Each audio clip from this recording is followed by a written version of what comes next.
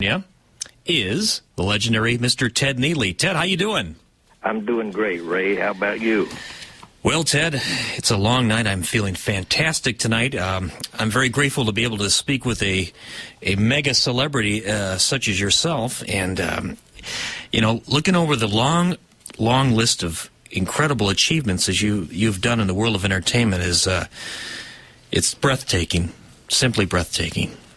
Well, I've been very, very fortunate, Ray. I've been in the right place at the right time and been, shall we say, at the disposal of people who were willing to just give me a shot. So I stepped in and gave it my best shot, and there you go. It worked out okay. Yeah, it's kind of not, you have to be in the right place at the right time, but you have to kind of be mixed with the right people, too. So things all have to kind of come together. You're absolutely right, yes. And I've had such great good fortune to be able to work with so many great people in every capacity, directors, writers, producers, actors, singers, dancers, the works. It's been an absolutely amazing journey. Now, you were born in Texas, and correct. What was it like growing up in Texas, and did you ever think during your formidable years that it would lead to Jesus Christ Superstar and some of the other big roles that you've had? Well, growing up in Texas was absolutely magnificent. Definitely, I had a wonderful childhood. Everything about it was just beautiful. But I had no idea whatsoever there were things to come out there beyond just being in Texas. Right. I had the opportunity to work with guys in my grade level who pretended to be musicians just like I did. Sure. None of us were really that talented. We just were able to play an instrument and sing along at the same time, and we were able to play for all the school functions and the local parties and gatherings and all that. And we had the major advantage of the fact that we were the only band in town, so we got all the jobs. And all the girls. Well, there were a couple of nice ladies who were friendly, absolutely. I'm sure those were a lot of fun times. Who are some of the musical influences when you were in high school that bands always try to emulate the Beatles or the Stones, but, did you imitate, like, the Bobby Fuller Four or bands like that? Well, no, it's interesting you mentioned the Bobby Fuller Four because Bobby was a dear friend of mine from El Paso, and it's interesting because we kind of had parallel universes there during our childhood because I was in a little town called Ranger, Texas, which is in the Dallas-Fort Worth area, and he was out near El Paso. And we were doing the same thing.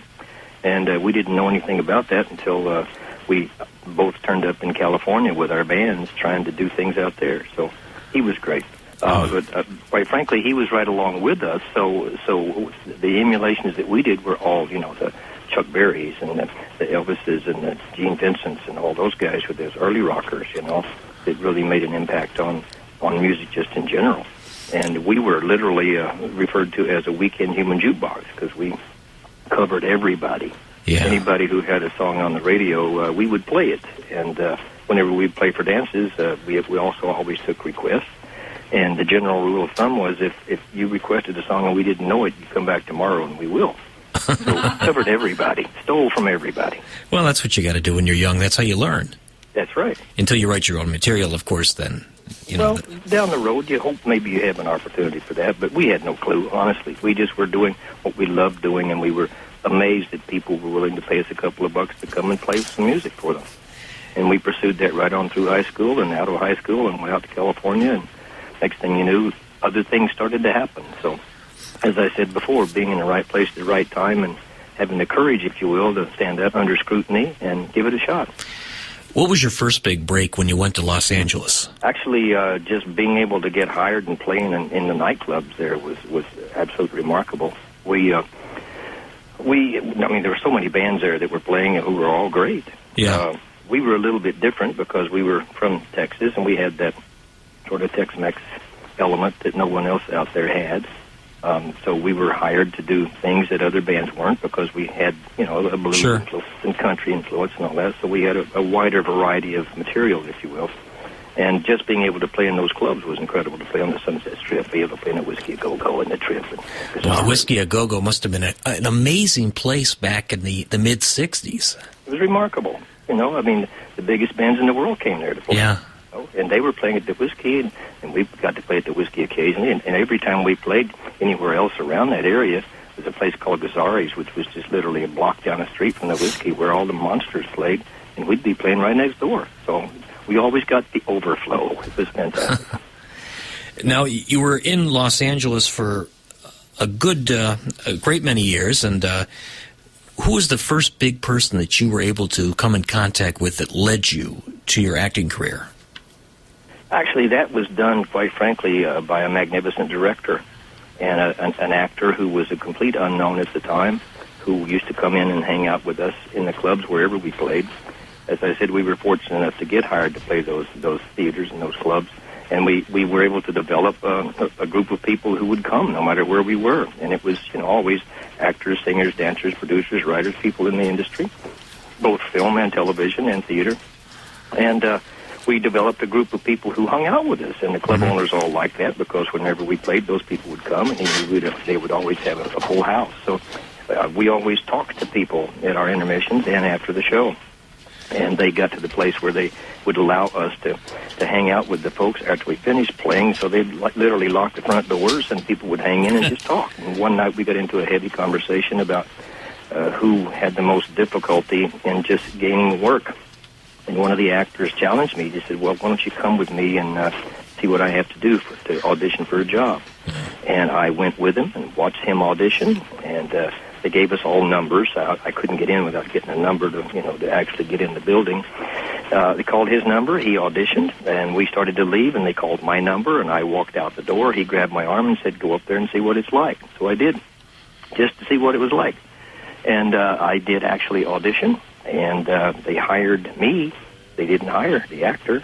And it had nothing to do with talent. It had to do with that they were looking for somebody who could hit high notes. And I could do that. And that show was called Hair. And the man who got me into that was a man named Tom O'Horgan, who was the director of Hair and Superstar and Sgt. Pepper and all of those great shows. So he was the guiding light, literally, that opened the door for me to get into other things and guided me through that with the first three major rock roll operas. So I had that opportunity because of that wonderful director, Tom O'Horgan. That must have been a great experience. Did you, when you were doing that and you were, getting ready for that audition, were you nervous? No, not at all, because I didn't know what I was being faced with. Right. I knew I could sing, and that's what the thing was. They wanted people to sing. So I didn't go there planning to audition. Sure. I was to watch, so there wasn't any reason for nerves. I was just watching what this guy did for a living, and just got pulled into it. So I think hypothetically, had someone recommended that I go audition, I would have just said, no, I don't know anything about that. I wouldn't know what to do. But because of the circumstance, I was there, and I was pushed into it, and I went, okay, what do you need me to do? I knew I could sing, so Sure. That's what they wanted me to do. I'd sing something. So I did, and it worked. And sometimes in life, it just works out that way because, you're natural. People see that, and they go, hey, this guy's pretty good. I want him for this role. And if you had thought about it, and you went there and you practiced beforehand, you may not have gotten it. You're absolutely right. I probably would have, not knowing what to do, I would have probably picked some song that I felt really good about, that they would have thought was ridiculous. It's next and move on, Right. What is there a big myth that the public has about Hollywood and musicals that the average person that goes to a film or a play thinks about that really isn't true? Well, I don't know, because quite honestly, I've been in it for so long, and I didn't go out there to get involved in anything other than the band. We had no great aspirations to do anything but play music, and that was our great aspiration, to be able to come out to California and hopefully find a way to get into a record industry, maybe get a record deal, and get a record out and become pop stars, all that sort of thing. Everybody dreamed about that. Exactly, that was our only desire, and this just literally came out of left field. And I don't know. I guess because of the comfort zone that I was in and had been in all of my life, singing, I had no problem with that at all. Yeah. And certainly I had no problem being on a stage in front of people, because I'd always done that since I was like 7 years old. So performing was just as easy as having lunch for me. So I was really fortunate that it happened in that particular manner, so that I didn't foul it up by preparation and, pretending to know what to do and not know what to do and blow it. Right. Let's talk a little bit about Jesus Christ Superstar. Now, a lot of people have seen that. It's, obviously you've done it for a long time. It's a tremendous performance, considered one of the finest. Thank you very much. Really, truly. And what was that like when you first started doing it? I mean, is it still as fresh today as it was back in the 70s? You might think I'm giving you a line, Ray, but yes. Okay. It is even more so, quite frankly, because when it was first done in New York, nobody involved had any idea that it would get past opening night, or maybe even get to opening night, right. Because it was the first of its kind. Hair had preceded it. Mm-hmm. We had done Hair for 3 years prior to Superstar. Hair, the original tribal love rock musical. And that opened the door in New York for rock music on Broadway. And then along came Jesus Christ Superstar, which was a much more operatic form, at least, and more inclined toward that which was acceptable in the New York scene. But even so, the subject matter made it overwhelmingly controversial. So in our rehearsal process, we really felt, quite frankly, that we might just rehearse for 4 weeks and that would be it, that we wouldn't even be able to open because of all the controversy. But little did we know that the controversy was what made it important. And the more people, shall we say, protested against it, the more people bought tickets. So that's what made it work. Yeah, it was a curiosity factor. Yes. Now, when you first auditioned, you did not audition for Jesus, but you auditioned for Judas? Correct. Okay. And I literally did that because, again, the wonderful director, Tom O'Horgan, who got me into Hair, first of all, and into theater, called me and said, I want you to be in this new show I'm doing. It's called Jesus Christ Superstar. I know you can be in it, but the producers don't know your work, so pick up the album and pick a song and come sing for them. So I listened to the album, and I just fell in love with the role of Judas and all the songs and what his character had to say. And quite honestly, I had no even slight inclination of considering the possibility of Jesus, simply because where I came from, everybody in the world knew Jesus personally. Right. And that meant I would have not only the critics of theater, but every person in the seat would be a critic. Sure. But it didn't enter my mind to play Jesus. I wanted to play Judas, period, because I loved what that character did. But it turned out that you played Jesus, and Ben Vereen turned out to play Judas. And correct. Very good research. Absolutely. Ben Vereen. And Benny and I had been in Hair together as well. Yeah. He played the role of Berger, and I played the role of Claude, so we knew each other very, very well. And that's another good aspect, because if you play off another actor well, it's a lot easier to work with that person, him or her. You sound like you've done this before. Well, I've never acted, but I've been doing radio and broadcasting for a whole lot of years, and when I find somebody that I feel comfortable with, you don't have to really say anything. You could look at that person, and you both know exactly what's going to come next. It's just kind of a sixth sense, and You're absolutely right, and that you just basically said the reason why Norman Jewison picked Carl and myself to play those roles in his film was when he saw our screen test. That's exactly the response he felt, was that we had a relationship, a preconceived relationship that he wouldn't have to spend time rehearsing and building up on that with two actors who were total strangers with each other to try to find a relationship. He loved what he saw between the two of us because we were dear friends. Yeah, that makes a big, big difference. You're absolutely right. And in coming from what you just said, there have been so many times when I have had the opportunity to work with new people in various plays and roles and what have you, that is the number one ingredient that is the most difficult to overcome. Yeah.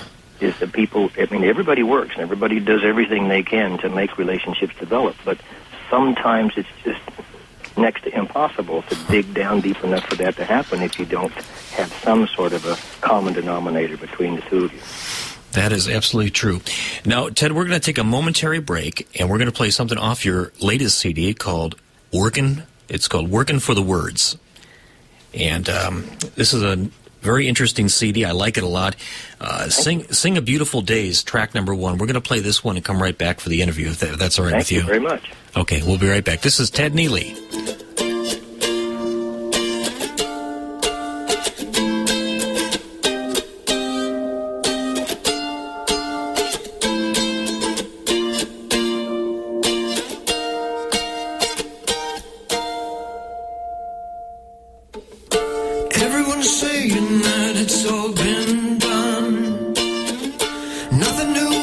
beneath the sky or the sun.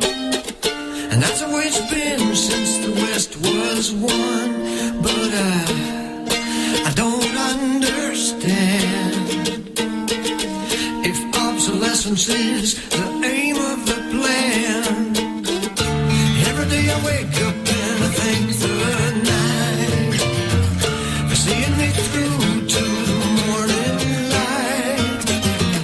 The darkest dawn is just a point in time. But I don't understand why people dig into shifting sands. Step into my shoes and walk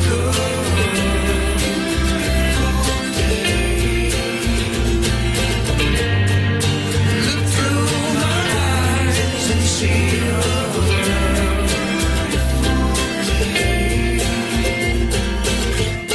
every time I turn around, it's another fight, a consequence of everyone being right.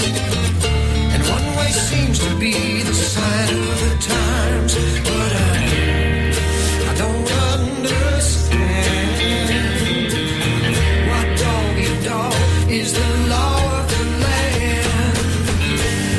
Step into my house and live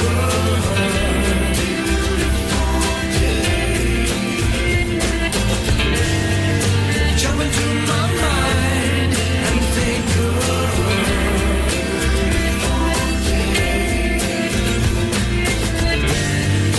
lift up your voice and sing beautiful day,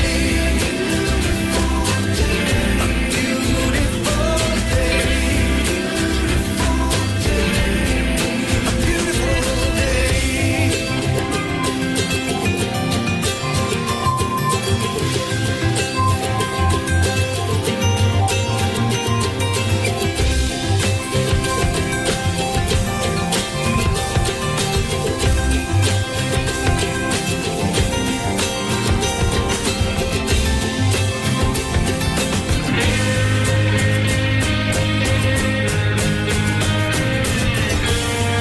Step into my heart and feel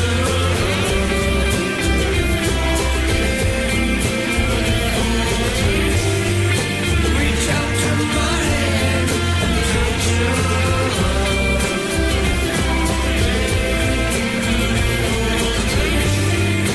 lift up your voice and sing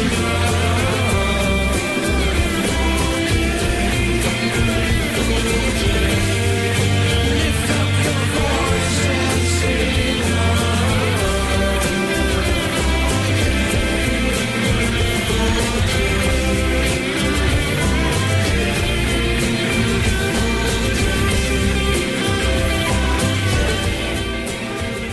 Ted, a very nice song.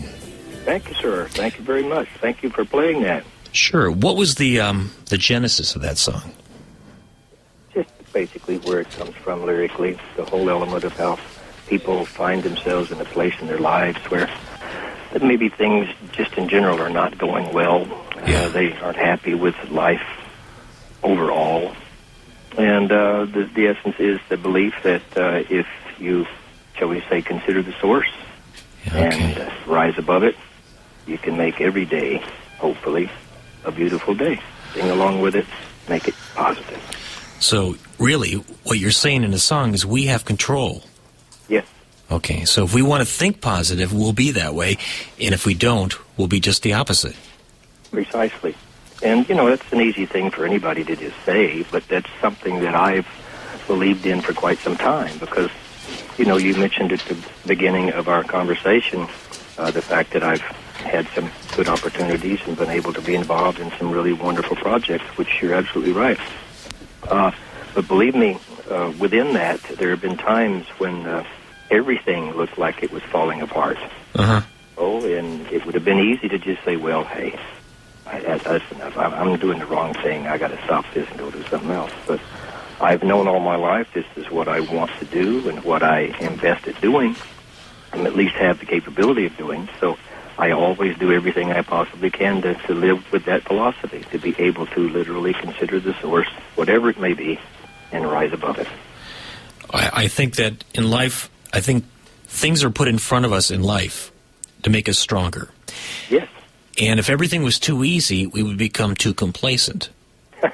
What a wonderful word, complacent. I love that. Complacency, you're so correct, right? Yes. And I've run into this myself, and I've thought about, geez, nothing ever goes right. I start to think maybe it's my attitude. Maybe if I approach things with more of a positive, open-minded way, things would turn around, and how I treat people and how I go about doing things. And lo and behold, it does take a little time, but things will turn around. Yes, they will. Positive energy will be drawn to you. You're absolutely right. And I can attest to that because of my experiences. Again, if I may just refer to Jesus Christ Superstar for a second. Sure. All the times that I've had the opportunity to do this particular project, there are always things that happen on those tours. Even though we are glorified every night on that stage, 8 shows a week, there are always things that happen during the day, during the travel process, or getting in and out of the hotels, or getting into the theater, and finding things are broken down, and you got to fix them and rebuild them, and you got to do the show at 8 o'clock, and people blah blah blah blah, and it can be overwhelmingly stressful. Yeah. And what happens is, if you allow that to get to you, you will be miserable all the time. Well, think about the fact that I have to walk on stage and, in my best possible ability, take on the essence of the most well-known spirit in history, and portray that person to the people who have come and paid serious money to come and see the show, and gotten babysitters and parking lots and all this silly stuff that you got to do to go somewhere. Right. I have to be that essence of that spirit. Well, that's not something you can just pretend. If you walk on that stage and you're upset and you've had an argument with somebody, it takes a while to shake it off. Sure it does. So I don't mean to sound like I'm preaching, but I'm just saying that I have used that philosophy for years, and that's what's kept me being a positive human being. I'm no different from anybody else. I'm sure today you probably face some outrageous things on the way to the studio, or maybe when you got to the studio. Any of that, and I can hear Cindy laughing in the background. Hi, Ted. Yes, it's me. Yeah, Cindy wanted to say hi to you. How are you? She's a sweetheart, and I recognize that laugh anywhere. So. Oh, I hope that's good. Oh, yes, it is. Yes, it is. Well, good to hear your voice. Send us some So what I'm saying is she knows. I mean, she and I have known each other for years, and there have been times when we've seen things happen on the tour at various places that are outrageous, and we have to come on that stage and rise above it and make sure it works. Well, I'm telling you, if you can adapt to that philosophy, life is so much more enjoyable. And no matter what it is, and now I'm hearing so many great philosophers and theologians and physicians, especially psychiatric physicians, who are saying the best thing you can do to have a beautiful day is breathe deeply. Yeah.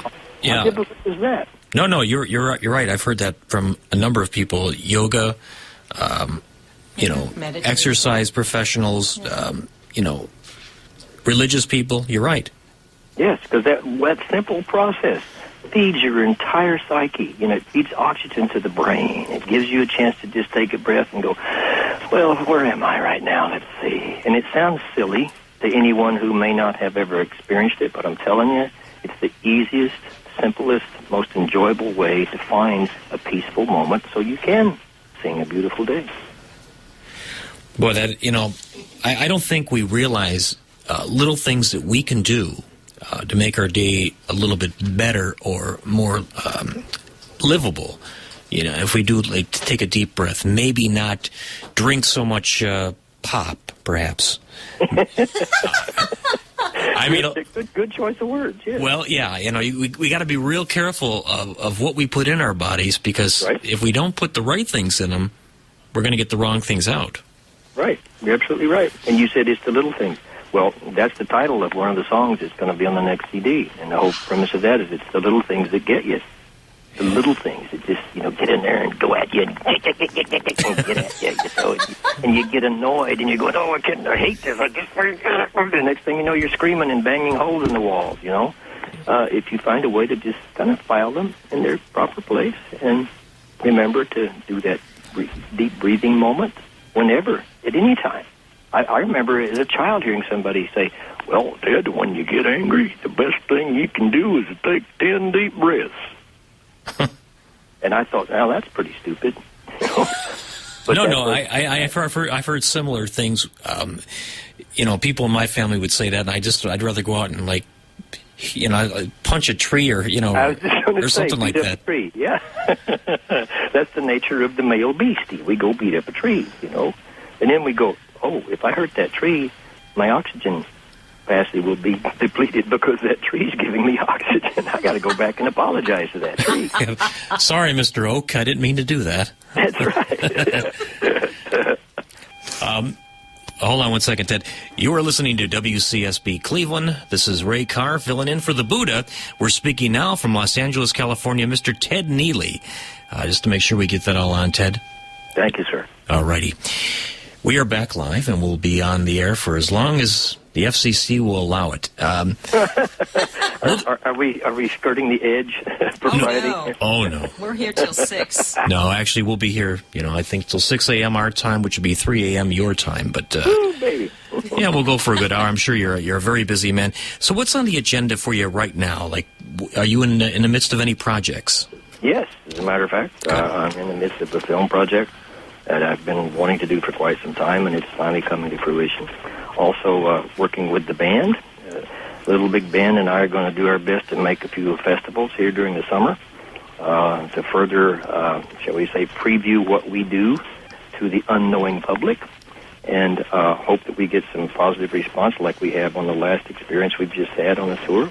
Also, we have a wonderful theater company, which Cindy certainly knows about, out here in the LA area, called the Rubicon Theater Company. That's doing projects with them. Cindy's been out here and seen many of the projects that we've done, and she's been a big supporter of the theater ever since it first started. And she's been helping people all over the country find out about that group and help the funding and all that. They are a not-for-profit organization. So I can't think of a more with those three deserving elements, I thank goodness I'm keeping busy. And I also have a wonderful family that helps me keep busy because they are a part of this project that I've been doing with the band, and it feels great to be able to do something with the family. Well, do any of your children are they are they actors or actresses? They certainly have been all their lives, but nobody knows it. Ah, okay. They both have the talent. They both, Tessa and Zach, sing just beautifully. Neither one of them have pursued acting or any theatrical elements, but they are great singers, and that's another part of what I'm doing is getting the two of them in the studio and convincing them that they too can carry a tune now and then, and I'm going to get them on some of these recordings that we're doing. Do they feel at all intimidated by working with you because you are such a legend? Oh, they're both so much taller than I don't have them. That's a good answer. Legend to them goes along with the first name John. Okay. As far as I'm concerned, I'm daddy. I'm daddy to them both, and proud of it. And they couldn't be more honored. I mean, they make me feel incredible every day with the way they respond to the things that I do, and they've always been with me. Way back in the 90s when we first did Carl and I did that first national tour together. Tessa and Zach were with me most of the time. They were babies then. They were 4 and 7 when we first started that tour, and by the time they were 7 and 10, they'd been in every state in America and every province in Canada, on the road, on the bus, on the trip with me on that tour. So they've grown up in what I do, and they are overwhelmingly a part of the essence of what I do, and they support it wholeheartedly. So they were always a part of it, and they are the inspiration for a lot of the writing that I do. And whenever I do write something that's about one of them or both of them, and I play it, they cry, and we cry together, and we feel proud, and we get hugs from each other, and it's fun.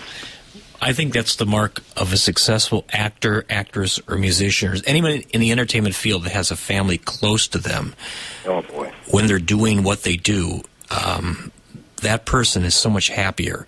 And their foundation, and they seem to, they don't gravitate towards vice anywhere near as much. and they're Yeah, focused, and it's just a happier scene. I think you're absolutely right. It's all about the family.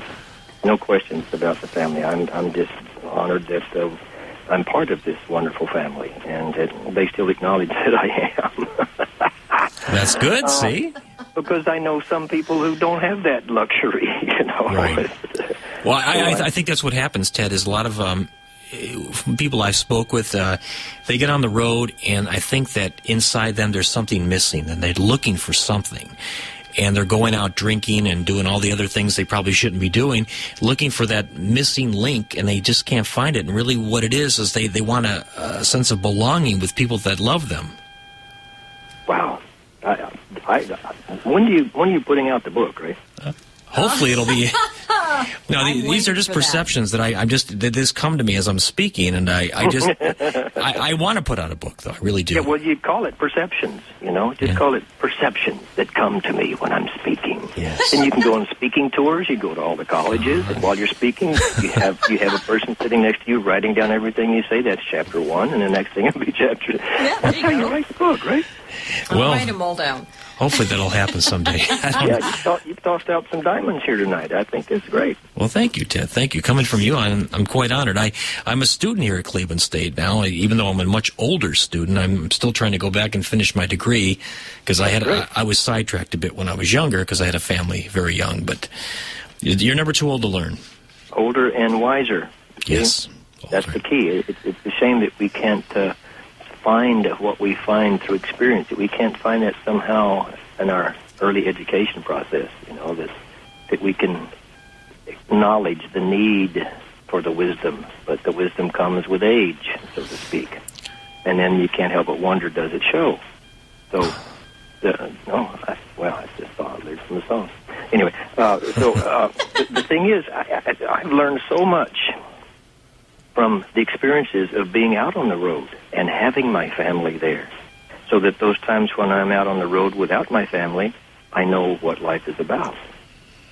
So I'm not out searching for something that I don't have. I'm treasuring something that I do have, and I miss it, and I want to glorify it that much more. So, and believe me, I've seen so many people who are new to the industry and certainly to the touring business, and see how they come out and get a little crazy. And sure. It's nothing wrong with getting a little crazy, but it's when you indulge in the craziness to the point that nothing else works.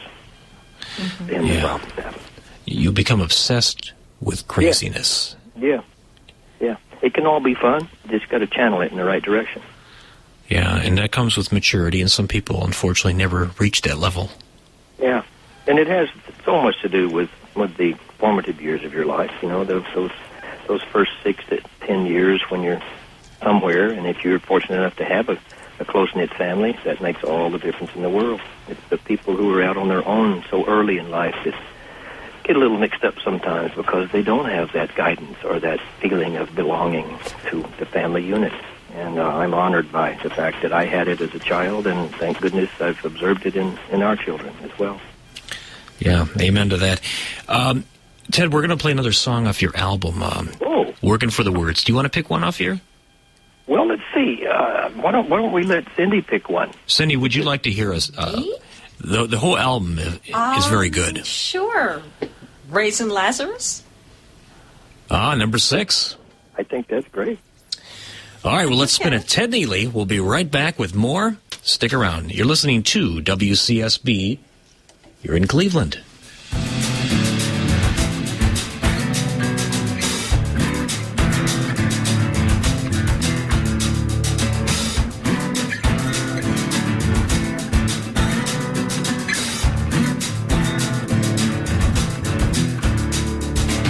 Sing a song for me, a reverie, a single leaf on a barren tree. New life comes again as old life fades. How could I deny the youth or age? Does anybody here have the questions to their answers? Will anybody here care what side they're on when the world is gone? Raisin Lazarus. like I did before. I lift my last side the golden door. If you make a place for me, I'll make a place for thee, in a land where we will all be free. Read a poem for me, a single word, meaning clear before a sound is heard. Echoes of divine these passing days, repetitions of a God at play. Does anybody in this room really want to live forever? What would you do with all that time if you gained eternity, but you lose your mind? Well, raise Lazarus like I did before. I lift my left side that golden door. If you say a word for me, I'll say a word for thee, in a land where we can all be free.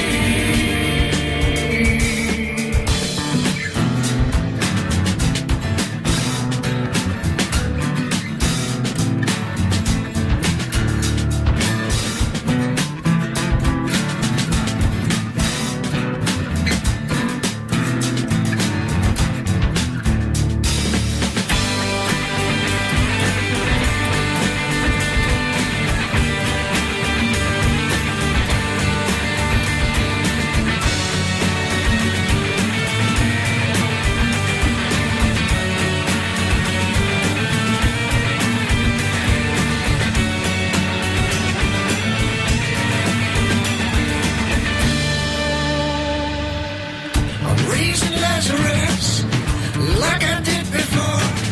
I lift my lens at the golden door. If you make a place for me, I'll make a place for thee, in a land where we will all be free. I'm raising Lazarus as the days of yore. I lift my lens at that golden door.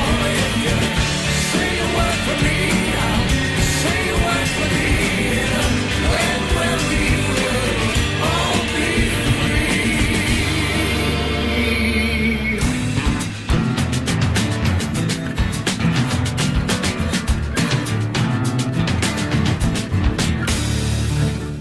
All right, that's a great song, Raising Lazarus. Thank you. Thank you. Ted, great job on that. Now, where is this album available at? Oh, it's in the trunk of my car.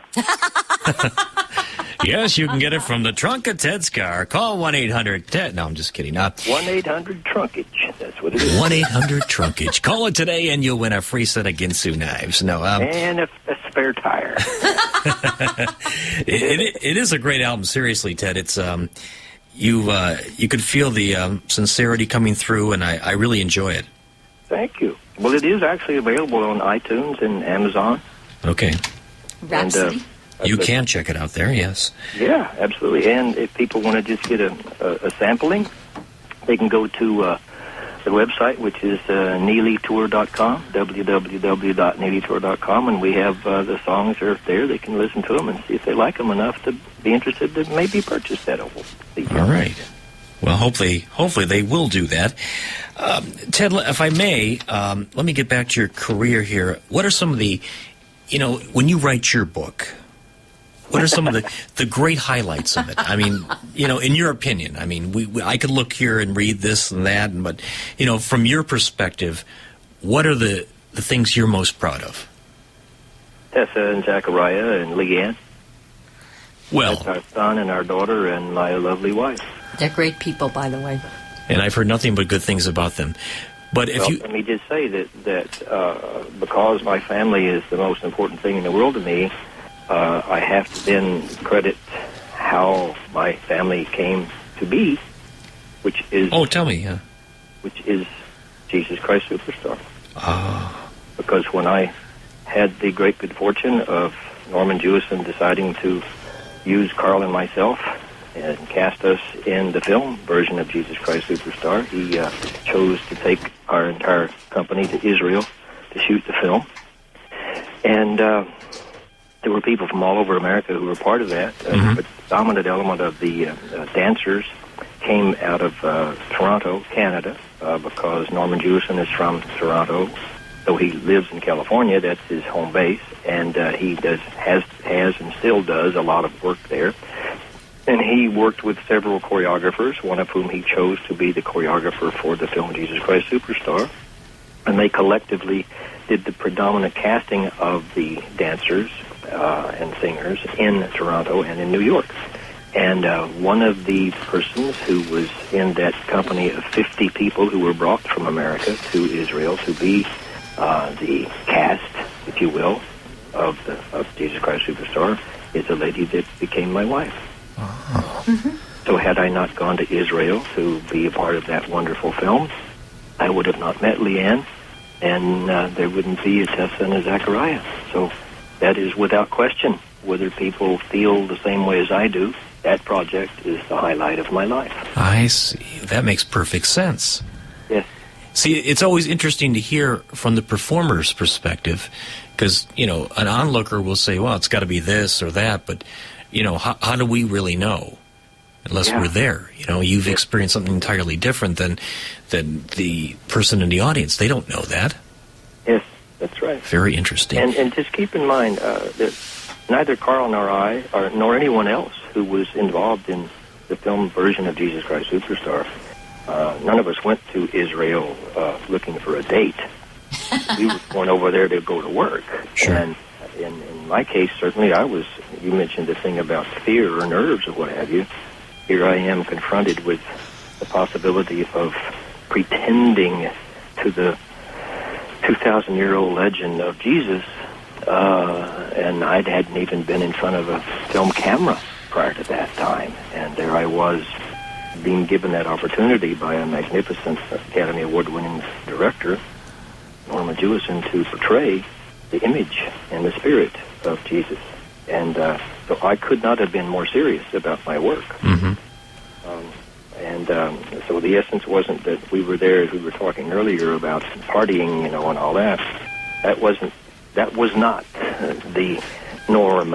We were all dead serious about our work. So the fact that I did meet Leanne along with the rest of that 50-member company that came from America and Canada, we certainly didn't have a chance to even sit down for dinner with each other until the shooting was finished.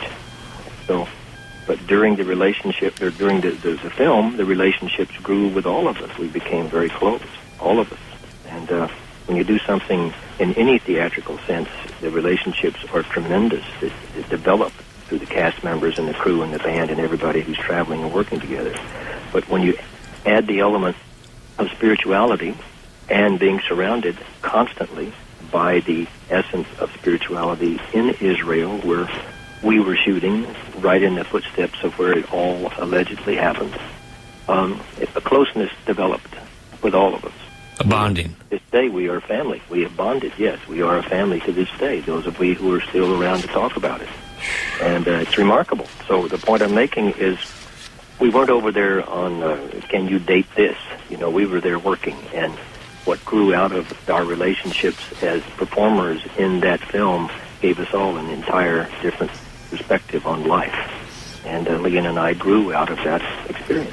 Yeah, it's a natural thing. So obviously, if it wasn't, you know, real, it would have just faded away very shortly afterwards. Yes, and here we are a couple of years later, and she's still putting up with me. You know, even though I don't wear the robe all the time, she still puts up with me. Well, kind of in a metaphoric sense, you still wear the robe. In one way or another. Yeah, lovely that word metaphor. It's wonderful. Ted, I wanted to ask you, I was just curious about this. In 1965, you did sign a record deal with Capitol Records, and it was the Ted Neeley 5. Is there any recordings left from that band? Mm-hmm.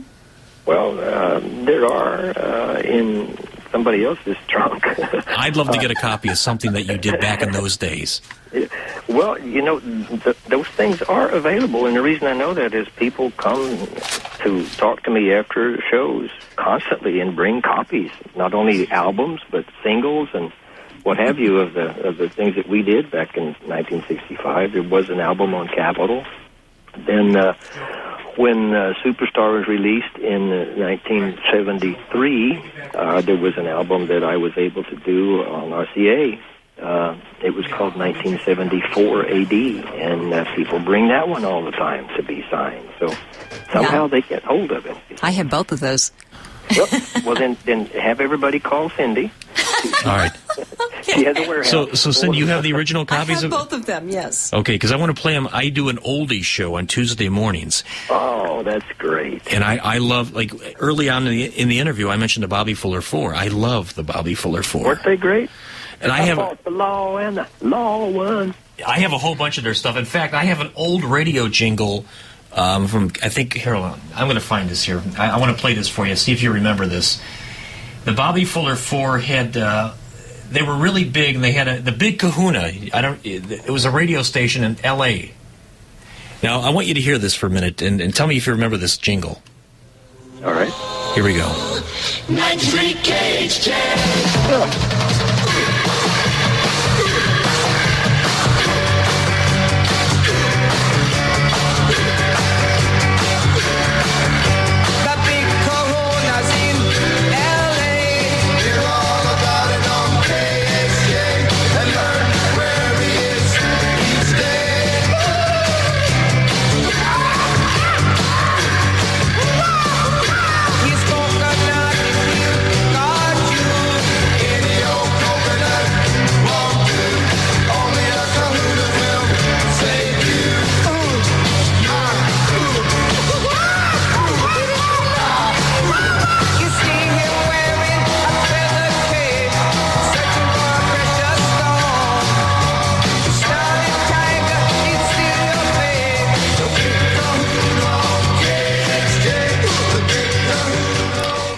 That was from 1966, I believe.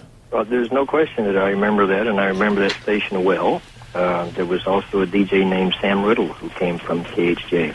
And KHJ was the station at that time. You know, if there was one single station that influenced the LA audiences the most, it was KHJ at that period of time. I've been collecting a lot of old rare surf records from that time period.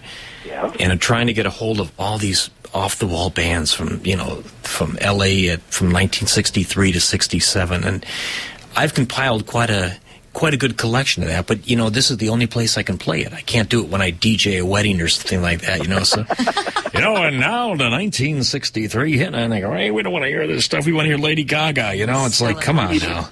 You mean when people are getting married, they didn't want to hear Surfer Joe, huh? No, I love Surfer Joe by the Surfaris. I love that. I love that was the B-side to Wipeout, right? What comes after that?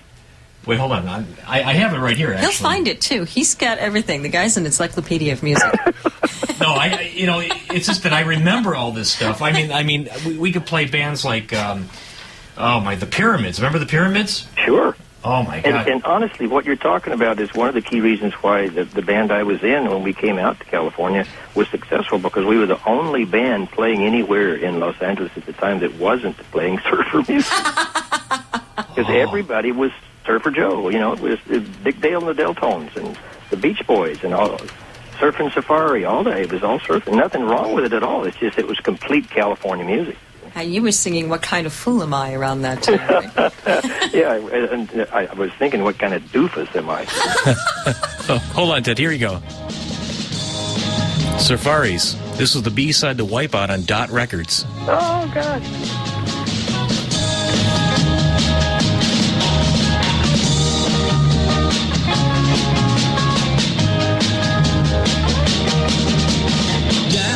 Where the surfers all go, there's a big bleached blondie named Surfer Joe. He's got a green surfboard with a woody to match, and when he's riding the freeways, man, is he hard to catch. Surfer Joe, now look at him go. Surfer Joe, come and go. Oh, yeah. Oh, that was Isn't that something? And that's a serious memory, man. That's what was playing when we came out here. Wow. And all the guys would say, like, sir, Surfer Joe. You know, and they didn't talk like that, but they sang like that. So everybody kind of assumed that everybody did speak like Yeah, that. right. But now, I mean, the rest of the country in 63, 64, the British invasion was hitting New York, but it didn't really hit L.A. right away. It took a little while to get out here. Yeah, because the Beach Boys ruled the world then. You know, they were doing such great music. Oh, yeah. Harmonies and beautiful songs. But then, you know, along came John, Paul, George, and Ringo and wiped everybody out, so to speak. Well, yeah, and everybody was afraid of the Beatles, but the Beatles really admired American music. That's exactly right, and every single one of them would tell you that the reason that they got into it was because they loved American artists so much. Yeah, John Lennon was a huge Elvis fan. Paul was Buddy Holly, if I'm not mistaken. Yes. And that's the reason they called themselves the Beatles, because Buddy Holly and the Crickets. That's right. That's right. And then certainly Chuck Berry and Little Richard, they were very influenced by them as well. So absolutely. The American blues and American rock is what caused the British invasion. So we didn't know we were doing so well across the old sea, did we? No, we did not. Ted, we're going to take a momentary break to play a couple of public service announcements. We'll be right back with our special guest here on WCSB Cleveland, the great Ted Neeley. So hang on, folks. We'll be right back. All right, now we got through that. Ted, you may remember this. That's Sandy Nelson. Yeah, this is another great surf song. Big Noise from Waima by the Eptides. Wow. Actually, you know, I discovered this one very recently, but it's an old song, but a good one. Ted, what's going on now for 2013? Where could we see you? What projects can we get involved in as an audience here in Cleveland to help you out? Oh, that's very kind of you to say that. The whole key is Cleveland's always been a wonderful place for anything that I've had the pleasure of being a part of. Anytime that we've done superstar tours, we've always gone back to Cleveland many, many times during the course of the tour. And I say that simply because when Carl and I had the pleasure of being out there and doing these tours, they're generally planned to run for 3 to 6 months maximum. And each time we went out to do Superstar anyway, it lasted for 4 to 5 years. So we always got to go back to Cleveland many times. And so in terms of what's happening now and in the future, it's all on the drawing board at the moment. The only thing that's actually active is the band. And the band's on a bit of a hiatus now, so I can do this film work. And we hope that we will be able to do at least a couple, maybe as many as 10, but at least a couple of the festivals around the country. But none of them are in the Cleveland area, unfortunately. We haven't yet heard from anybody who does festivals in the Cleveland area about an interest in maybe our playing, but we'd certainly be open to that if anybody has an interest for that. So I honestly don't know if there are any festivals right around your area. Are there? I don't know, but I can find out. Cindy will find out. And you're on my website, Ted, and people that have heard this show can go to raycaram.com. They can hear the complete interview, and it'll be linked up to information to you. That's great. Yeah, so it'll help you out because, you know, a lot of people really enjoyed the CD. I've had a lot of calls off the air about it, and I want to say I really appreciate your time. I know your time is very valuable. And I think it's wonderful that you're kind enough to play it, Ray. That's really great. Thank you very much. Anytime. I'm in your debt, obviously, now. Ted, thank you. My dream is to come out to Los Angeles and work one day. I always wanted to be a game show host or something. Have you pursued it? I'm in the process. I have some responsibilities with my parents. Where my mother left here, and I got to do some stuff here. But I would like to be able to travel out there someday. 2 of my dreams, though, I'll tell you what they are, Ted. One of them was to be a game show host as a young kid. I always wanted to be like on the $10,000 pyramid or something like that, like Dick Clark used to do. Right. The other thing is I wanted to work with Vin Scully. Oh my goodness. And, work at Dodger Stadium. I mean, Vin has he has such a great voice, and he's been doing it for 60 years. That's right. Oh, my God. I mean, ever since Dodger Stadium was built in 1962, I remember they used to play at the old Memorial Coliseum. And I remember seeing broadcasts from all that, back in the day. And I said, I'd love to be able to do that out in California. I mean, because that's... What a unique voice Vin Scully has. Oh, yeah, and he came from Brooklyn, New York, I think. Right. sort of a southern Midwestern twang. He does, and he worked at Ebbets Field, where the Brooklyn Dodgers used to play, and I don't think half their audience doesn't even know where Ebbets Field was. But I mean, I remember it, and I'm sure you do too. But you're probably my age. You're like 38, aren't you? I just turned 33. Actually. 33. Fourth time around. Yes. Well, you stop keeping that record, okay? So. Ted, I want to say thank you on behalf of the Cleveland audience. Cindy and I really appreciate it, and we're going to kind of end the interview on this song right here. It's probably my favorite song on the CD. It's called Big Man. Oh, my goodness. Thank you. And the CD, if I want to read this correctly, Working for the Words, Ted Neeley. Ted, thank you again. We'll be in touch, and you have a great evening. And as we kind of go out, let's listen to this. Well, it's been my pleasure, and let me just quickly say I can't wait to see you hosting your game show or play-by-play for the Dodgers or whoever you choose to do it with. Well, I also wanted to work with Chick Hearn, but Chick's passed away with the Lakers. Yeah, he was great. My goodness, what a legend he was. He certainly was. So call us when your film comes out. Okay, Yeah. I definitely will. Maybe when it gets finished, and we'll see if it's going to come out. It'll come out, Ted. Yeah. Positive thinking. Take a deep breath. Yes, sir. Thank you. All right, we'll talk to you soon. Bye-bye. Bye-bye. Bye. Ted Neeley, ladies and gentlemen. Very, very fortunate to have Ted here. All right, we're listening to Ted Neeley. Some days I miss my home, 6,000 miles across the globe, and never let it show. No one really needs to know, 'cause I'm a big man when I'm laying the rail. The sun is a hammer and I am the nail. Just like a kicking mule, I need rain to wash away my blues. I'm a tall man when I'm out on the trail. Love is a prisoner and I am a jail. I'm a big man. All right, that's off Ted Neeley's CD. I like that, Big Man.